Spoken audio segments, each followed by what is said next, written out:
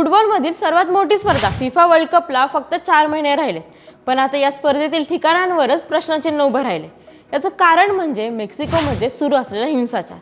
खरं तर या स्पर्धेचे अमेरिका, कॅनडा आणि मेक्सिको असे 3 आयोजक आहेत। मेक्सिकोमध्ये 13 सामने होणार आहेत। मात्र काही दिवसांपूर्वीच मेक्सिकोतील कुख्यात ड्रग कार्टेलचा म्होरक्या एल मॅन्चो लष्करी कारवाईत मारला गेला। एल मॅन्चोच्या मृत्यूनंतर जेलिस्को न्यू जनरेशन कार्टेलच्या सदस्यांनी हिंसाचाराला सुरुवात केली। अनेक वाहनं जाळण्यात आली, गोळीबाराच्या घटना घडल्यात। त्यामुळे मेक्सिकोला छावणीचं स्वरूप आलंय। नागरिकांना घराबाहेर न पडण्याचं सांगण्यात आले। स्थानिक क्रीडा सामनेही आधीच रद्द करण्यात आले।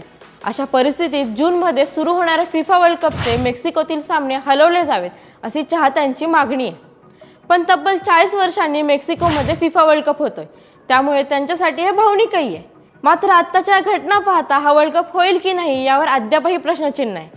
फिफानेही अजून याच्यावर कोणतंही भाष्य केलेलं नाहीये। त्यामुळे सध्या तरी फिफा काय भूमिका घेते याकडे सर्वांचंच लक्ष असणार आहे। तर अशाच क्रीडा जगतातील महत्त्वाच्या घडामोडी जाणून घेण्यासाठी सकाळ स्पोर्ट्सला नक्की फॉलो करा।